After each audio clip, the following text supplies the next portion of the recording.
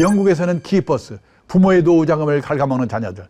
그러니까 몇 억 있어봤자 이 자녀 리스크에 걸려버리면 아무 의미가 없다는 거예요. 이전 같은 경우 1억을 모아놔서 금리가 10%일 때는 1년에 1,000만 원을 받게 되는데 극단적으로 금리가 1%가 된다면 1억을 모아놨는데 1년에 100만 원 나온다는 겁니다. 1년에 100만 원 놓으면 한 달에 한 9만 원 정도. 이제 은퇴하는 연령이 한 55세 정도, 54세 정도 본다면 은퇴하고 나서 한 40년 정도. 일본 동경에 가면 신도시, 우리 말하면 분당, 일산, 80년대까지만 해도 흥청흥청하던 신도시거든요. 저녁에 가보면 불안도는 아파트가 많아요. 비어있어가지고. 지금 일본의 빈집이 846만 채래요. 가장 확실한 노후 대비는 재테크가 아니고 평생 현역이다. 결국 이제 믿을 거는 자기 본인뿐인 그런 이제 세상이 되어가고 있습니다. 이제 평생소득이라는 걸 간단하게 말씀드리면은 일반적으로 향후에는 보면은 한 20년 정도 공부를 하고 그다음에 한 30년 정도 직장에 다니고 한 40년에서 50년을 이제 퇴직 후 생활을 하게 됩니다. 근데 이제 30년 직장에 다닐 때는 이제 소득이 쭉 나오게 되는 거죠. 근데 향후에 이제 40년, 50년 이렇게 직장에 다닐 때 이제 어디서 소득이 나오느냐는 거죠. 그걸 이제 30년 직장에 다닐 때 잘 그걸 준비를 해놨다가 다시 이제 4, 50년 이제 퇴직 후 때 그때 이제 이걸 직장에 다닐 때와 마찬가지의 소득을 어떻게 하면 잘 만들 수 있을까 하는 게 이제 이게 평생소득의 개념입니다. 그래서 그런 숫자를 더하면은 거의 97세, 100세에 가까워집니다. 그래서 남자가 내 개인적으로 100세까지 산다 이런 게 아니라 내가 부부 은퇴, 부부 설계를 할 때 그 기간은 적어도 한 97세 그 정도 거의 100세 가까이 잡아야 된다는 게 이제 100세 시대 뜻이라는 겁니다. 이게 이제 얼마나 갭이 생기냐면은 그렇게 97세를 보자면은 남자 평균 수명 77세 이거 생각하는 것보다 약 20년이 차이가 나는 거고 그다음에 이제 은퇴하는 연령이 한 55세 정도, 54세 정도 본다면은 은퇴하고 나서 한 40년 정도 이렇게입니다. 그래서 2, 3, 4인데 교육 20년 받고 30년 일하고 그다음에 40년 퇴직 후 생활을 하고 이런 국면이 되게 됩니다. 그래서 뭐 답은 일단 간단하게 뭐 여러 가지가 있어야 됩니다. 건강도 있어야 되고 가족 간의 화목도 있어야 되고 친구 간의 이런 부분도 있어야 되고 이런 게 있어야 되지만은 그래도 제일 중요한 것이 결국은 이제 살아가는 데 필요한 이제 돈입니다. 뭐 좀 고상하게 말하면은 소득이고 그런 부분이 있는데 뭐 공자도 이야기하기를 그 의식이 좋게야 의식이 충족돼야 예절을 안다고 했는데 그래서 100세 시대에 살아가려면 우선적으로 이제 그 돈이 있어야 됩니다. 호랑이가 젊을 때 토끼를 열심히 잡아가지고 그 토끼를 가지고 돈으로 바꾸어 놨다가 호랑이가 나이가 들어서 그 돈으로 젊은 호랑이가 잡은 토끼를 사면은 됩니다. 그러면 호랑이도 이빨 빠지고 해도 오래오래 살 거고 호랑이도 젊을 때는 열심히 토끼를 많이 잡아놓겠죠. 그래서 그걸 막 돈으로 바꿔놓을 텐데 결국 자산, 돈이라는 도구가 이제 호랑이는 없기 때문에 사실은 저렇게 빨리 죽는 거고 사람 같은 경우에는 그걸 젊을 때 이제 열심히 이제 돈으로 바꾸어 놨다가 나이 들어서 바꾸어 놓은 돈으로 가지고 젊은 사람들이 생산한 재화나 이런 서비스를 살 수 있기 때문에 이제 오래오래 살 수 있습니다. 그래서 첫 번째 이유는 이제 돈이라는 것, 자산이라는 것을 인간이 발명했기 때문에 사람은 호랑이와 달리 저렇게 나약해도 오래 살 수 있고요. 동양은 효라는 시스템, 서양은 연금제도라는 시스템을 만들었는데 이 두 가지 시스템이 가능하기 위해서는 인구가 피라미드 구조여야 가능합니다. 그거는 젊은 사람이 많고 나이 든 사람이 적어야 됩니다.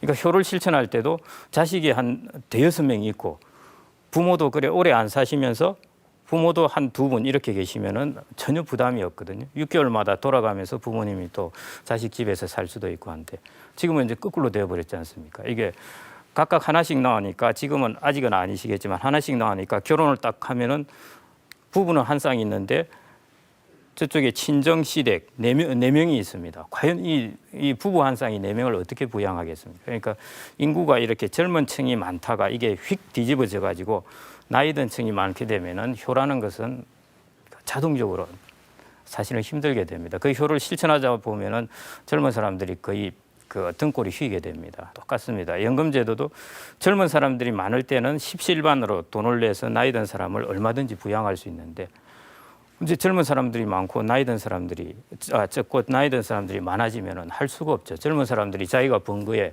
거의 대부분을 내야 되니까요. 그래서 연금제도도 갈수록 이제 힘들어지게 됩니다.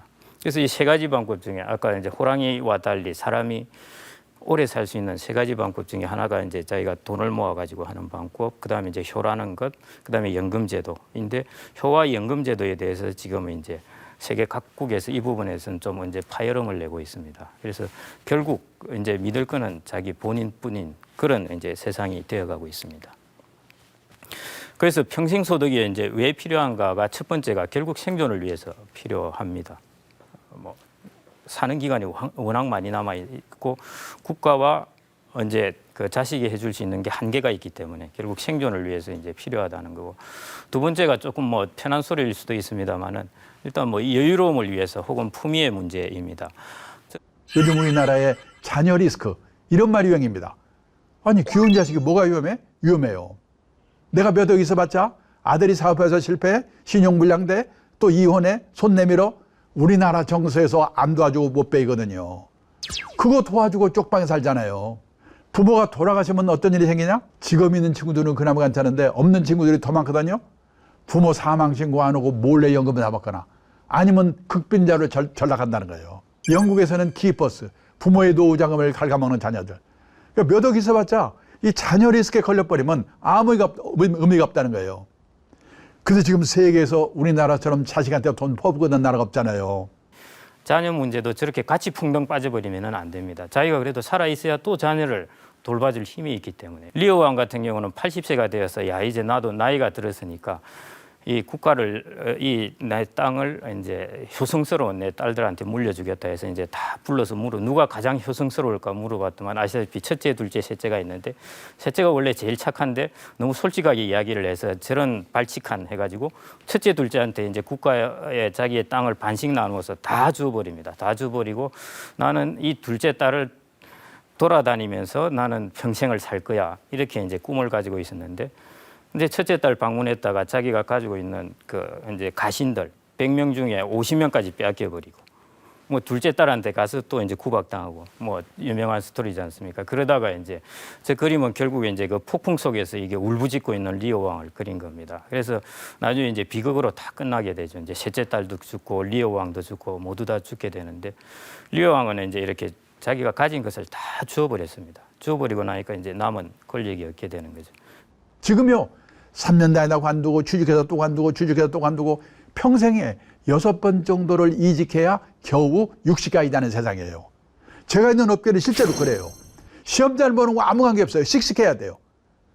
근데 부모들은 냉혹한 사회에 견디도록 자식들을 씩씩하게 키웠는가? 이 고성장 시대에는요 신규 채용이 많기 때문에 좋은 대학 시험 잘 봐서 들어가가지고 그냥 시험 봐서 취직하면 되거든요. 근데 저성장기에는요 점점점 신규 채용이 줄어들어요. 그러면 중소기업 같은 데 취직해가지고 몇 번 이직하면서 좋은 회사로 옮겨가야 돼요. 그러면 옮겨갈 때 저쪽에서 날 뭘 보고 뽑는가? 학벌? 스펙? 아니에요. 이 친구가 우리가 시키려고 하는 일을 잘하는가 못하는가? 전문성을 보는 거예요. 전문성. 둘째, 평판. 인간성이 제대로 되어먹었는가? 근데요 제 집안의 동생 하나는 공부를 싫어한 데다가 집안이 어려워가지고 대학을 못 갔습니다. 건설 공사 현장에서 30년 일을 했는데요. 물 새는 거 막는 거 방수의 전문가가 됐어요. 어느 날 대형 건설사 회장님 댁에 물이 샜다나? 이분이 화딱지가 나가지고 야 박사만 뽑지 말고 독일식으로 마스터를 뽑아라. 55세에 대형 건설사에 마스터로 취직했어요. 지금 70세거든요. 작년까지 억대 연봉 받으며 다녔거든요. 나오니까 금방 딴 데 또 데려가더라고요. 걔는 80까지 무난할 것 같아요. 세상이 지금 이렇게 바뀌고 있어요. 부모의 도리는 자녀의 운명을 결정하는 섭리를 대신하려 들지 않고 애정과 정의와 진실성과 유머라는 평범한 원리에 따라 자녀를 교육하는 것이며, 대체로 교육받지 못한 부모들이 이러한 부모의 도리를 더 잘 지키고 있다. 교육받지 못한 부모들이 이러한 부모의 도리를 더 잘 지키고 있다. 우리가 선진국이라고 하면은 노후자금을 몇 억 원씩 들고 있는 나라 이렇게 생각하는데 아니에요. 세상을 떠날 때까지 최소 생활비 정도를 공적 사적 연금으로 확보하는 나라 70, 80% 이게 선진국이에요. 선진국 어느 나라도 자식이 부모의 주 생활비를 도와주는 나라가 없습니다. 또 도와줄 수가 없는 게 뭐냐면요, 1960년 기준 우리나라 여성 어머니들의 평균 수명이 몇 살이었는 줄 아십니까? 54세였습니다. 2018년 기준 우리나라 여성 어머니들의 평균 수명이 몇 살인 줄 아십니까? 86세. 32년 늘어났어요. 60년대까지만 해도 수명이 짧았기 때문에 노부모 부양기간이 평균 5년이면 끝났거든요. 근데 앞으로 100세 시대에는 25년에서 30년. 이제는 노인이 노인을 부양해야 되는 시대예요. 자기도 노인인데 나를 어떻게 도와줍니까? 그 몇 가지 원칙만 말씀드리겠습니다. 첫째는 연금, 그다음에 보험, 펀드 이쪽을 잘 섞어서 하셔야 됩니다. 이 각 특성을 잘 아셔야 되는데 연금 같은 경우는 수명에 대한 리스크를 피해 막아줍니다. 그러니까 종신연금은 죽을 때까지 주는 거지 않습니까? 그러니까 내가 살다가 운이 좋아서 건강하게 120살까지 살았다. 그러더라도 돈을 주는 겁니다. 그렇기 때문에 혹 모르니까 세상 일을 어떻게 알겠습니까? 어디가 용한 점쟁이가 있어서 그런 것도 아니고 인생 설계하시려면 혹시 저 용한 점쟁이가 있으면 가셔가지고 내가 몇 살까지 살겠소 물어보고 이렇게 탁 맞춰서 하셔도 될지는 모르겠는데 하여튼 그 연금은 그런 부분을 해치를 해주기 때문에 연금으로서 최소한 먹고 살 거는 연금으로 이렇게 보장을 해놓는 게 좋습니다. 그다음에 그렇게 해놓았는데 갑자기 덜컥 질병이 일어났다. 질병 우리나라는 보험 제도가 잘 돼 있어 가지고 생각보다는 질병에 대해서 비용은 많이 안 드는데 어디 비용이 많이 드냐 하면은 간병 비용이 많이 듭니다. 생각지도 않은 곳에서 비용이 나오는 거죠. 하루에 그 간병 비용이 한 6만 원, 7만 원씩 이렇게 하는데 1인 하는데 이 비용이 이제 만만치 않은 겁니다. 이거는 이제 의료보험이 안 되죠. 그래서 어떤 분들은 주장하기를 이제 다른 의료에 대한 보험료는 줄이고 간병비 이러에 대해서 보험 혜택을 주자 이런 이야기도 할 정도로 간병 비용이 되게 부담이 큽니다. 그래서 이런 이제 갑자기 닥칠 이런 질병 부분에 대해서는 보험으로 이제 해놓아야 되는 거고, 그래서 연금과 보험 펀드를 이제 적절히 잘 섞으셔야 되고요. 연금 이거는요, 공적 사적 연금은 1년, 2년 부어서 되는 게 아니잖아요. 30대, 40대부터 제일 중요한 게 연금부터 생각해 봐야 돼요. 그럼 나머지 기타라는 게 뭐냐면 자기가 알아서 벌어서 쓰는 수밖에 없고 모아둔 돈 헐어서 쓰는 수밖에 없다는 얘기예요. 그래서 다른 게 없어요. 직장인은 퇴직연금. 근데 이 퇴직연금도 IRP라고 있어요. 개인형 퇴직연금. 그거를 조금 더 추가해서 자기가 더 부으면은 세제 혜택 받으면서 노후 준비를 할 수 있는 거예요. 그리고 모자라니까 한 달에 10만 원, 20만 원에도 개인연금. 이 100세 시대는요, 요 세 개를 뭐라고 하냐면 3층 연금이라고 하거든요. 3층 연금으로 최소 생활비 확 보는 게 제일 중요해요. 나는 그 못한 채로 이미 퇴직했는데 이제 와서 어떡하지? 그러면 살고 있는 집, 고향의 땅, 과감하게 은행에 맡겨놓고 생활비 받아 쓰다가 갈 때 정산하는 겁니다. 주택연금, 농지연금이에요. 어떤 분은 그러시죠. 그래도 갈 때 자식한테 집 한 채는 주고 가야지. 그래서 생각해 보세요. 100살에 가면서 자식한테 집 줘봐야 그 자식이 70살이거든요. 뭐 하겠습니까? 생각을 바꾸셔야 돼요. 그 다음에요, 이제 집값이 막 올라가니까 그게 겁이 나서 요즘 주택연금을 과감하게 들지 못하고 있는데 한 번쯤 생각할 필요가 있어요. 지금 이 비정상적인 이 사태가, 이 조급증 영원히 갈 건가 한번 생각해 볼 필요가 있어요. 그래서 3층 연금 아니면 주택연금이나 농지연금으로 이 최소 생활비를 마련할 수 있는 준비를 하는 게 중요하다. 수명에 대한 리스크도 해치할 수 있고 저희가 120살을 살더라도 주니까요. 그다음에 또 한편으로는 집값이 폭락할 가능성이 돼요. 지금 집을 가지고 5억짜리를 가지고 이 정도면 나중에 필요할 때 내가 주택금 담보대출을 받아야지 하는데 집값이 폭락을 해서 1억을 댔다 하면 이게 참 막연하거든요. 그래서 이제 집값이 폭락할 수 있는 게 대해서 이제 해치할 수 있는, 그걸 이제 방어할 수 있는 기능도 있습니다. 뭐 지금 이렇게 계약을 맺으면 하여튼 죽을 때까지 100만 원씩 받고 이제 그 국민연금, 퇴직연금, 개인연금 이걸로 보장을 해라 하는데 우리나라는 지금 이제 그게 이런 사정 때문에 그걸로는 좀 많이 부족합니다. 부족해서 이제 주택연금, 이제 아까 말씀드렸듯이 우리나라는 임대주택 비중이 낮고 자가 비중이 높습니다. 유럽 같은 경우는 임대주택 비중이 거의 30에서 35% 되는데 우리나라는 거의 뭐 한 8% 정도가 높을 때 그걸 본 것 같은데, 그러니까 자기가 집을 가지고 있습니다. 그래서 그러니까 자산의 75%를 부동산을 가지고 있는 거죠. 그러니까 이거를 잘 유동화하는 게 이제 주택연금인데, 그래서 필요하신 분들은 너무 이렇게 긴축을 해서 그러시지 말고 주택연금을 잘 활용해서 4층 집을 짓고, 그다음에 5층 집은 또 이제 여유가 좀 더 있으신 분들은 이제 월지급식 펀드라든지 이런 걸 이용해서 이렇게 탄탄하게 만들어 놓아야 됩니다. 그래서 먼 길을 가시는 겁니다. 향후에는 먼 길을 가시는 거기 때문에 우리가 먼 길을 가려면 이게 지고 가야 되는 보찜도 달라지듯이 향후에 먼 길을 가려면은 지금 뭐 3층이 아니라 4층, 5층 이 정도까지 이제 그 생각을 하셔가지고 내가 열심히 돈을 모아놨는데 이 돈의 쓸모가 없어지는 겁니다. 이전 같은 경우 1억을 모아놔서 금리가 10%일 때는 1년에 1,000만 원을 받게 되는데 극단적으로 금리가 1%가 된다면은 1억을 모아놨는데 1년에 100만 원 나온다는 겁니다. 1년에 100만 원 놓으면은 한 달에 한 9만 원 정도 나온다는 거예요. 그다음에 저금리가 오면은 제일 파워풀해지는 게 뭐냐면은 일을 해서 버는 돈의 가치가 아주 높아집니다. 아까 말씀드렸듯이 2천만 원이라는 것을 금리가 2%에서 1% 떨어질 때 2천만 원이라는 소득을 유지하려면은 이자를 유지하려면은 10억이 더 있어야 된다고 그랬지 않습니까? 그걸 거꾸로 이야기를 하면은 2천만 원이라는 근로소득을 벌고 있는 사람은 금리가 1% 떨어지면은 금융자산을 10억 더 가진 사람하고 거의 맞먹는다는 겁니다. 조그마한 소득이라도 일을 해서 버는 소득의 가치가 저금리 때 되면은 아주 커진다는 겁니다. 금리가 3%만 하더라도 한 달에 10만 원 버는 게 4천만 원의 금융자산을 가지고 있는 거하고 똑같습니다. 그러니까 이 부분이 상당히 중요하다는 것이고요.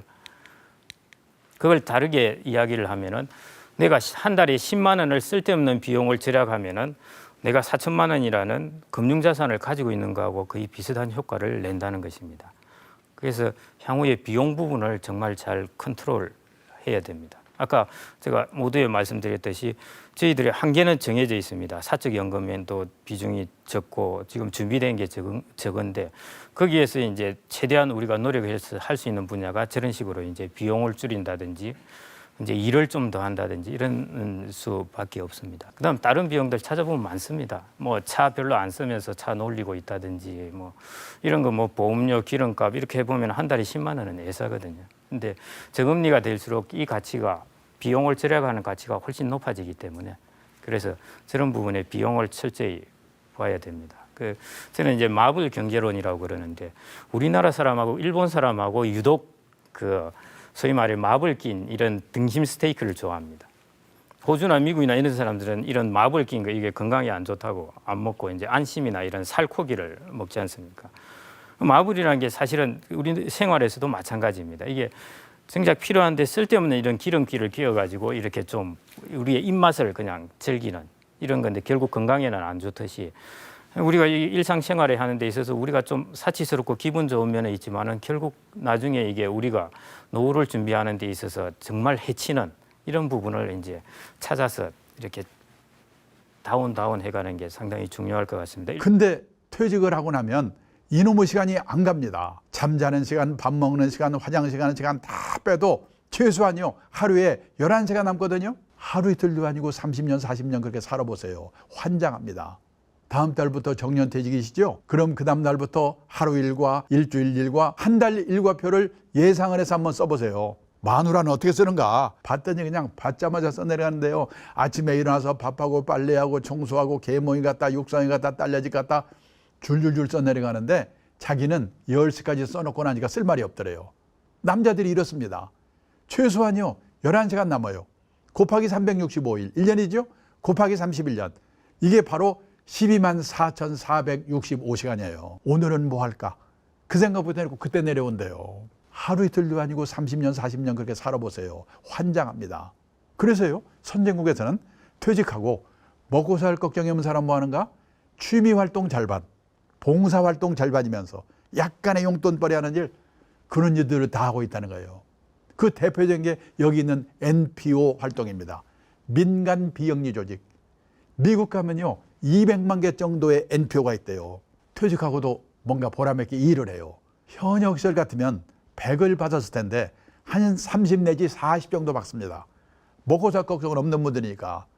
그러면 60 내지 70은 사회공헌 활동, 요즘 유행하는 재능 기부죠.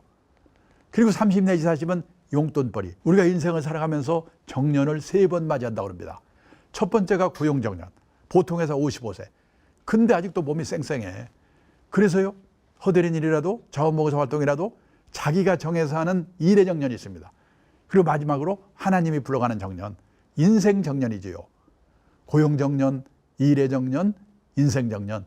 이 3번의 정년을 어떻게 맞이할 것인가. 이런 준비를 하고 사는 게 재테크보다 훨씬 더 중요하지 않을까. 여기까지 결론입니다. 가장 확실한 노후 대비는 재테크가 아니고 평생 현역이다. 이 퇴직하고도 일을 하기 위해서는 둘 중에 하나여야 돼요. 젊은 세대가 할 수 없는 일이거나 젊은 세대가 할 수 있다고 하더라도 하려고 하지 않는 일, 그런 일을 해야 되는 거예요. 그래서요, 평생 현역을 실천하는 사람들의 공통점이 뭔가 조사를 해봤더니 가장 확실한 노후 대비는 평생 현역이라는 인식이 확고한 거예요. 이 100세 시대의 후반 인생에 뭔가 일을 하기 위해서는 주위의 시선이나 평판보다도 자기가 생각하는 방향이 옳다는 소신이 필요하다는 겁니다. 후반 인생은 자기 만족을 추구하는 시기다. 근데 이 사람들이 이제 은퇴를 하면서 서서히 이제 자식들은 다시 떠나가기 시작합니다. 떠나가서 새로운 가구를 차리니까 요즘 또 다시 이제 어떤 유행이냐면은 이제 소형주택이지 않습니까? 가구 수가 자꾸 많아지니까. 소형주택은 많아지는데 이전에 지은 대형주택은 여전히 가지고 있습니다. 그래서 이제 이런 부분을 줄여 나가야 됩니다. 이게 뭐 자식들도 오고 손님들도 오고 하니까 나는 집을 크게 준비해 놔야지 하는 거는, 이거는 돈이 아주 많으신 분들은 괜찮은데 그러지 않으면은 이렇게 줄여 나가는 게 좋고요. 그리고 풍수상으로도 너무 큰 집에 2명이 덩그러니 있으면 안 좋습니다.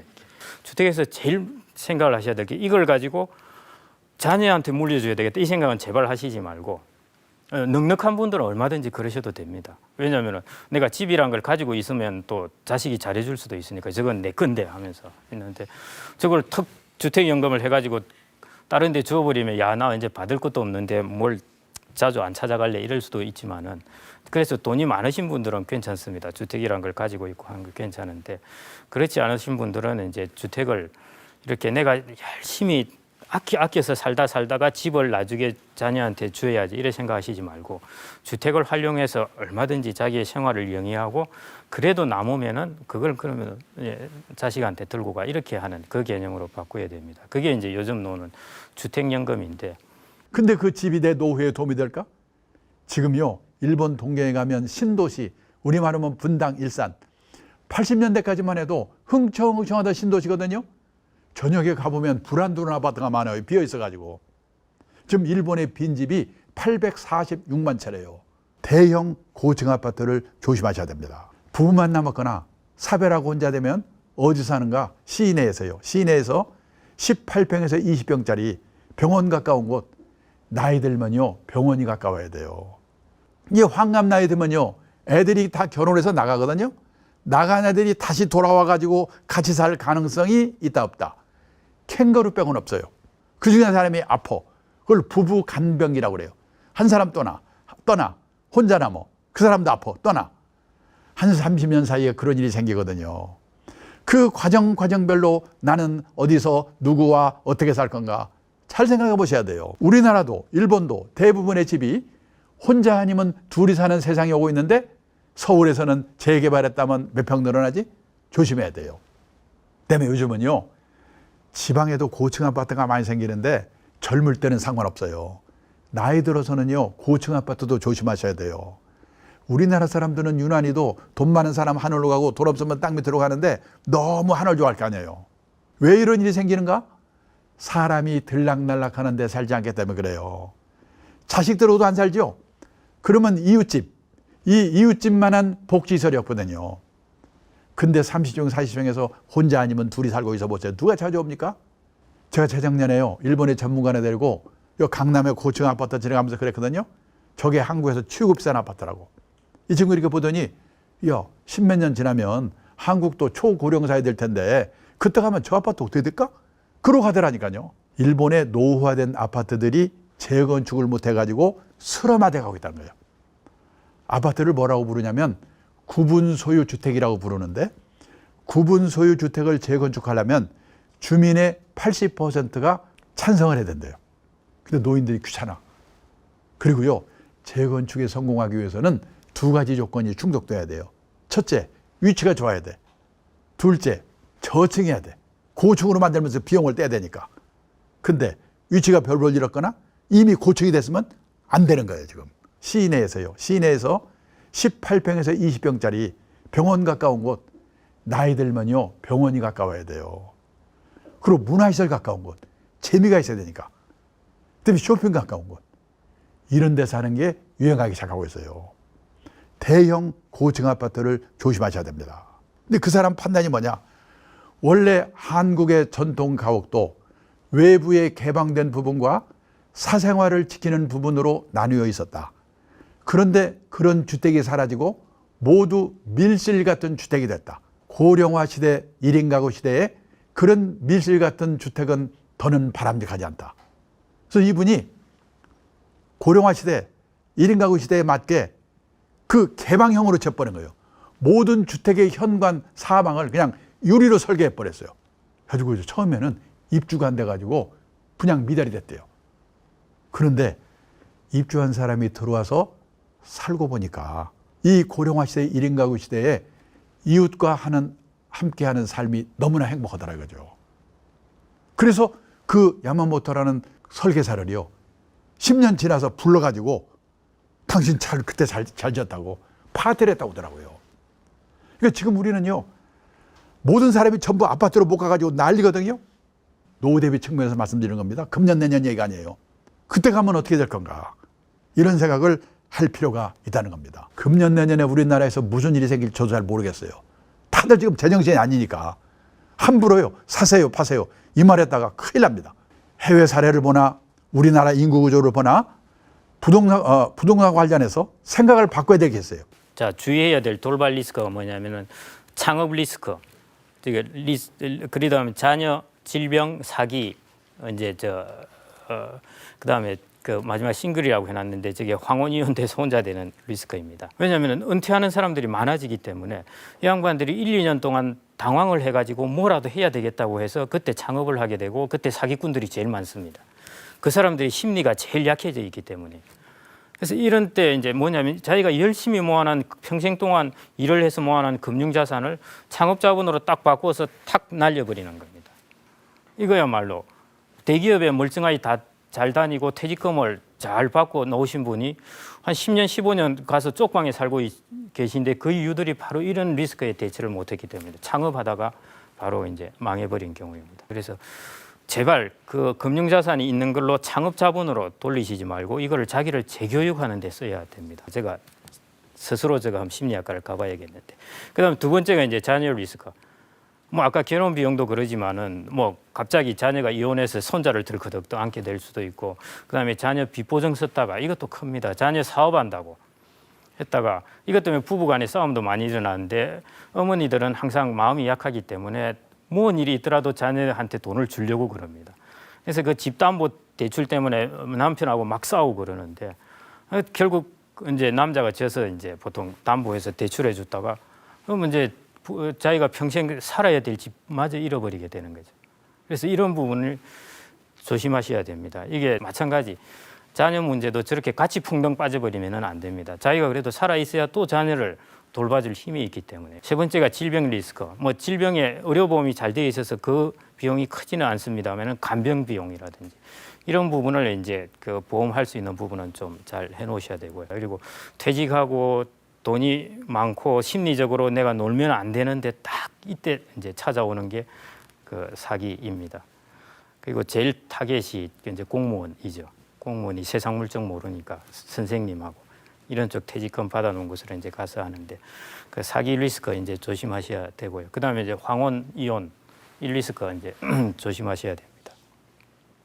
황혼 이혼 하시면은 참 그 힘듭니다. 제가 남자로서 이런 말씀을 드리기 그렇지만 남자가 더 힘듭니다. 여자분들은 이제 혼자 잘 살아가시는데 그런데 여자분들도 힘든 게 뭐냐면은 이런 게 이제 힘듭니다. 재산을 반반으로 나누어 가져야 되는데요. 반반으로 나누어 가지다 보니까 살던 집도 같이 살다가 이제 각각 하나씩 마련해야 되고 살림도 다 각각 마련해야 되니까 이 비용이 이제 많이 들어가게 되는 거죠. 황혼 이혼을 하면서 은퇴 빈곤층으로 떨어질 가능성이 많습니다. 그다음에 부부간의 은퇴에 관한 생각들이 달라도 너무 다르기 때문에 우리 인간이 혹은 우리나라 사람들이 아직 한 번도 내딛지 못한 이제 그런 땅으로 가게 되는 겁니다. 그래서 그만큼 지금까지와 살던 것과는 이제 전혀 다른 이제 세상으로 가게 되는 거죠. 그래서 지금까지 준비해왔던 그런 사고방식하고는 완전히 다른 사고방식을 가지고 이제 대처를 해야 됩니다. 그래서 시대가 이렇게 바뀌는 만큼 우리가 계획하고 있는 패키지도 새로운 패키지를 가지고 있어야 된다는 겁니다. 그래서 훨씬 길게 생각을 하셔야 되고, 그다음에 비용이라든지 이런 훨씬 긴 시간을 마라톤을 42.195 달리는 사람들의 그 태도하고 그다음에 뭐 한 1km, 2km 가는 사람의 태도하고는 완전히 다르지 않습니까? 가지고 있는 여장도 달라야 되고, 그것처럼 이전에는 뭐 한 5km 가던 그런 이제 준비였다면은 지금은 42.195를 달려야 되는 그런 시대라고 보시고 이것저것을 많이 갖추어 놓으셔야 되고요. 가장 확실한 노후 대비는 평생 현역이라는 인식이 확고한 거예요. 이 100세 시대의 후반 인생에 뭔가 일을 하기 위해서는 주위의 시선이나 평판보다도 자기가 생각하는 방향이 옳다는 소신이 필요하다는 겁니다. 후반 인생은 자기 만족을 추구하는 시기다.